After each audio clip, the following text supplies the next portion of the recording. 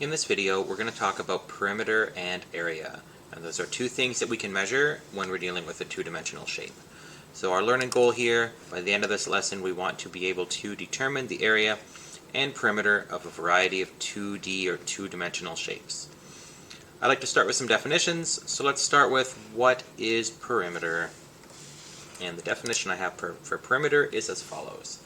Perimeter is the distance around an object. Related to that, we should also mention the word circumference. So we're going to see that pretty often. You probably already know what that is. But circumference is a special type of perimeter. It is the perimeter of a circle. So when we talk about most shapes, when we say perimeter, we mean the distance around the outside, or if we had a shape and we could unfold it and roll it out, the distance that it would cover, that would be the perimeter. But when we talk about circles, we say circumference instead of perimeter. Alright, there's a few common shapes we're going to look at. We're going to look at the triangle, and let's see what our formula is for perimeter of a triangle. And I'm just going to add a couple visuals as well. I mean, I know you know what a triangle looks like, but let's make our note look a little more interesting. And the formula for the perimeter of a triangle is, we're just going to add up the sides. So side 1, side 2, side 3, we're just going to add them all up. So S1 plus S2 plus S3. So side 1, and I'll write that out, or I'll type it out. Side 1 plus side 2 plus side 3. So we're just adding up the sides. And honestly, most perimeter formulas are just adding up the sides. It's just sometimes there's multiplication to make it a little bit easier as a kind of a shortcut to getting our answer. Next shape we're going to look at often is the square. Let's see if I can draw a square freehand. It's not terrible. And when we're dealing with a square, all the sides are the same, so we only need to consider one of them. So it's going to be side plus side plus side plus side. And this is what I was talking about earlier. We can do that, side plus side plus side plus side, or we can just summarize and write that as 4s. So we're just going to take the side length and multiply by 4. I'll write a typed version of that, 4 times side length. And I'll put some brackets around there. Alright. Next common shape we're going to deal with is the rectangle.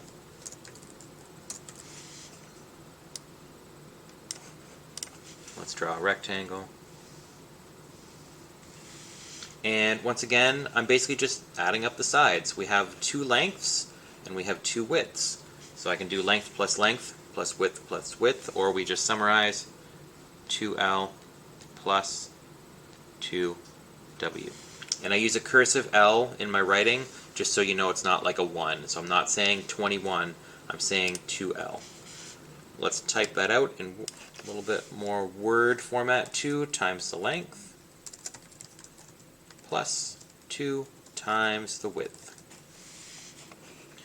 And finally, let's talk about the perimeter of our circle, or as mentioned, our circumference. I might say circumference sometimes. I think I had a university professor that used to say that, and sometimes it still sticks in my brain. Once again, this one, you're adding up the sides, but a circle doesn't have sides. There are ways to think about it as having an infinite number of sides, and then it gets kind of complicated depending on how we're approaching it. So instead, we don't need to worry about where the formula comes from. Let's just know what the formula is, and the formula is 2 times pi times r. And r is our radius. That's that measurement from the center of the circle out to the edge. We should also define another common term when working with circles, and that's the diameter. I know you've heard of these things before, so this is just a quick refresher. Diameter is the line that goes through the middle and goes all the way across the circle, whereas the radius only goes halfway.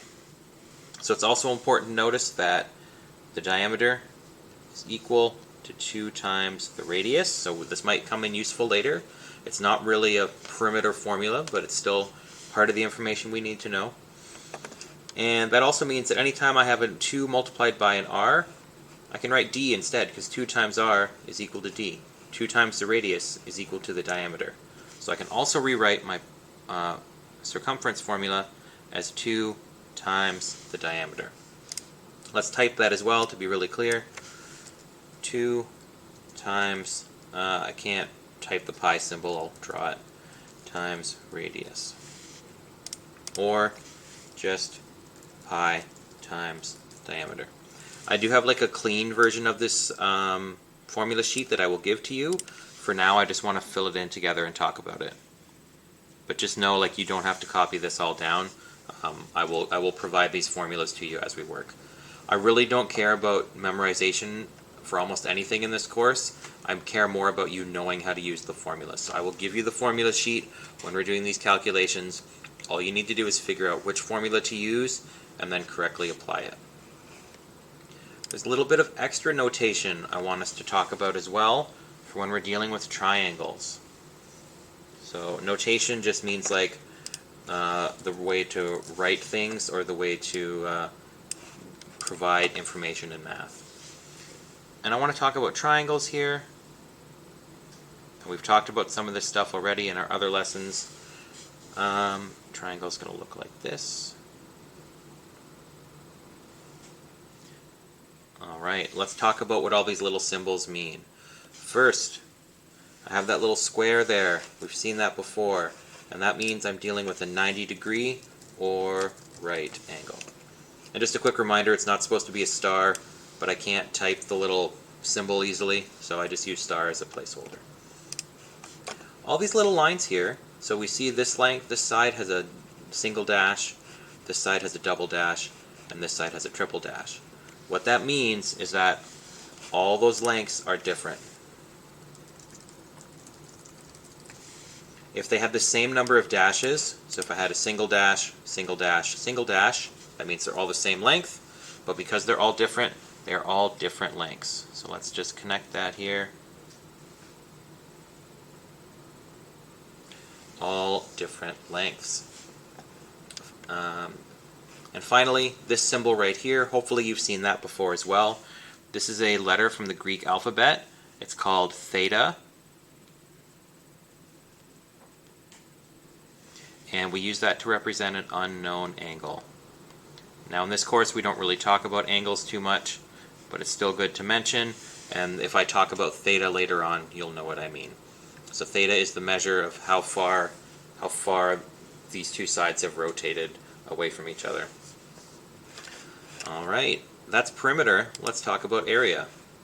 So in order to talk about area, we should have a definition to work with to make sure we all have a clear understanding of what we're talking about.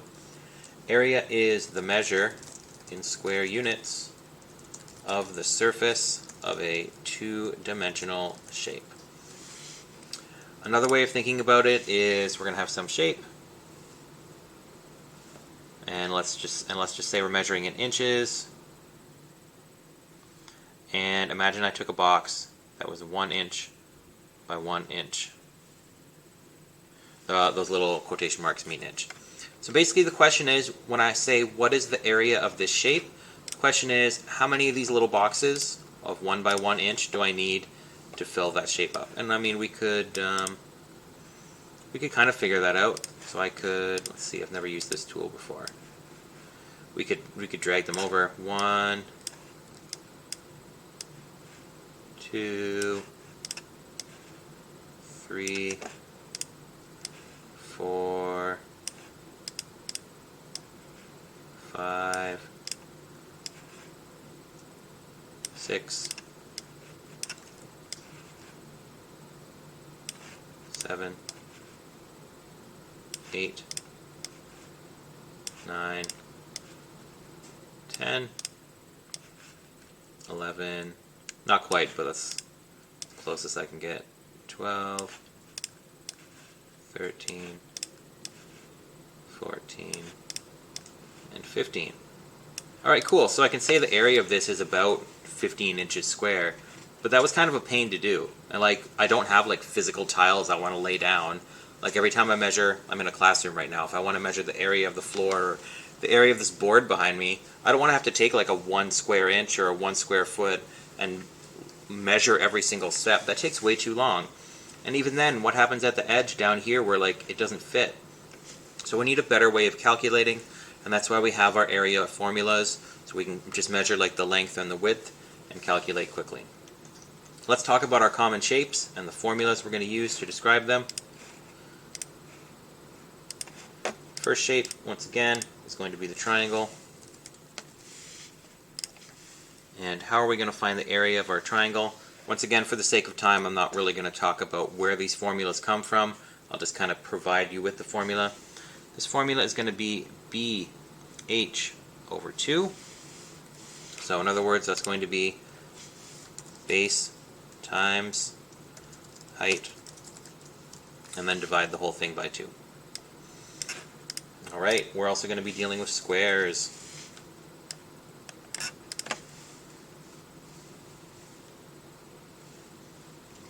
And the formula for the area of a square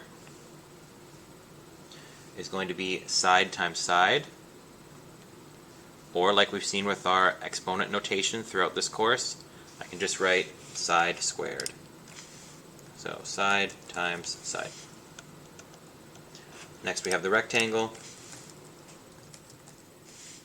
That is not how you spell rectangle. There we go.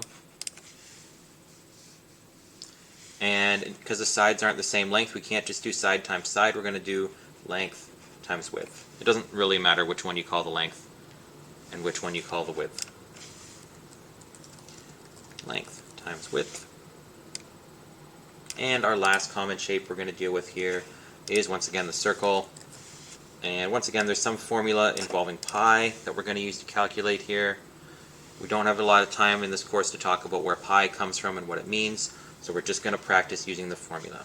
And that formula is going to be pi r squared. So pi times the square of the radius. So pi times radius times radius. Or we can just write it, as pi times radius squared. Some of this stuff is hard to type, so I'll just fill it in with my pen tool here. Radius squared. Alright, now that we have our formulas, we're ready to start trying them out. Let's take a look at some of these practice problems. Define perimeter, define area. We just did that on the previous page. Let's not bother doing it again. If the dimensions of a garden are given in feet, then the unit for expressing perimeter is, so I'm going to add up that length all the way around the outside. We can imagine that I could take that length, so if I have my garden, I could take that and I could kind of unfold it, and it would be a length. And how do I measure length? It's just going to be feet. It's just like a length of rope. There's only one dimension to deal with, so it's feet. And the abbreviation for this unit of measure is FT for feet. I guess they want us to write the whole word there. I'm just going to erase my diagram here. So if the side lengths are given in feet, then when we find the perimeter, it's also in feet. Let's take a look at this question carefully. If the dimensions of a playground are given in meters, then the unit for expressing area is going to be meters squared, or square meters. So make sure you're reading the question carefully. In our first case here, we were dealing with feet and perimeter. Perimeter is a one-dimensional measurement. It's just how long something is. But here we're dealing with meters, and we're dealing with area. Remember, area represents two dimensions, like the up and the across. So I'd measure it in, remember how many square units take to cover it, so square meters. And the abbreviation for square meters is we just do the meters and then the little 2 for squared. Alright, 5 and 6 are just practicing working with exponents. We've been doing that all semester, so I'm not going to bother working through that. Let's jump through to some geometry. So once again, here we're practicing our notation. Notice here, this side length is 6 feet and we have a single dash. But the other side here, the 3 foot has a double dash. So that means that these sides are different sizes from each other. But the double dash here and double dash here means these are the same. And single dash here and single dash here means that those are the same. So let's finish labeling our figure here. If we have 6 feet at the top, we're also going to have 6 feet down here. And if we have 3 feet on the side here, we'll also have 3 feet on this side here. I just want us to practice being familiar with what do those little dashes mean. Let's take a look at 8. Fill in the missing dimensions. We're given one number and a dash. And we notice we have the same dashes on each side, so this is like a square. So each missing side length here is 7 meters. Question 9a says determine the perimeter of the rectangle in number 7. Alright, we can go back and check our formula if we want. We can see perimeter for rectangle is 2 times the length times 2 times the width. Or we can just think to ourselves, well, perimeter means add up all the edges, so I'm just going to add up all the edges. So whatever way you want to solve it is fine.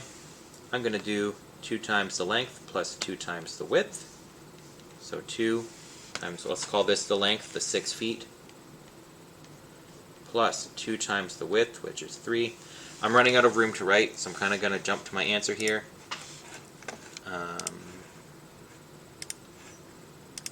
So 2 times 6 is going to be 12, plus 2 times 3 is 6. 12 plus 6 is 18. And don't forget our units. It's measured in feet, and so we need to include feet in our perimeter. Question B says determine the area of the rectangle. So hopefully we remember, or we can go back and check the formula for area of a rectangle. Area is going to be equal to length times width. And we know the length, we just used it in the previous question, or we can go back and view our diagram at 6 feet.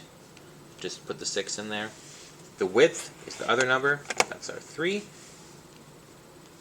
And so coincidentally, 6 times 3 is also 18, so the area is going to be 18 feet.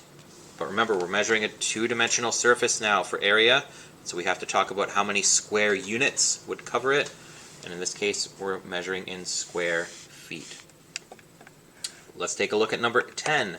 Determine the perimeter of the square in number 8. So we can just think perimeter means add up all the outside edges, so 7 plus 7 plus 7 plus 7, or we can check our formula, which tells us we can just do 4 times the side length, which is 4 times 7, which is 28. And then don't forget our units. It's going to be meters, and because it's perimeter, perimeter is just a length, only one dimension, it's just meters. No meters squared, no meters cubed, nothing like that. 10b says determine the area of the square in number 8.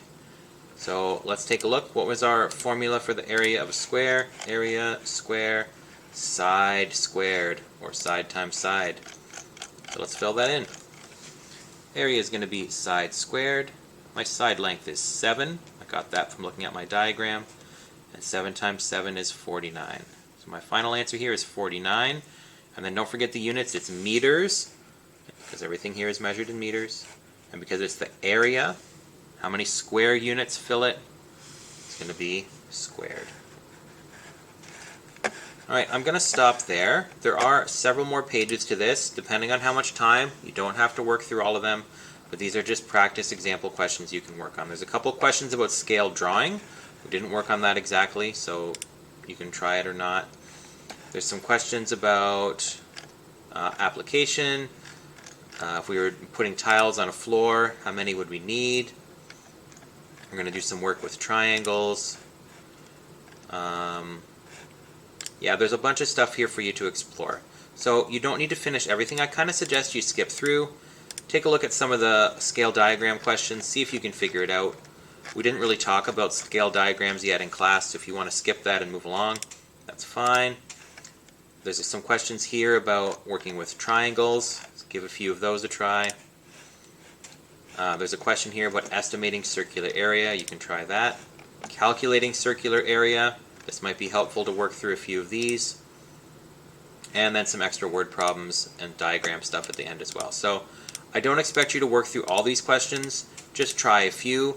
The most important part of this lesson is that you get a feel for calculating perimeter and area. Remember, what does perimeter mean?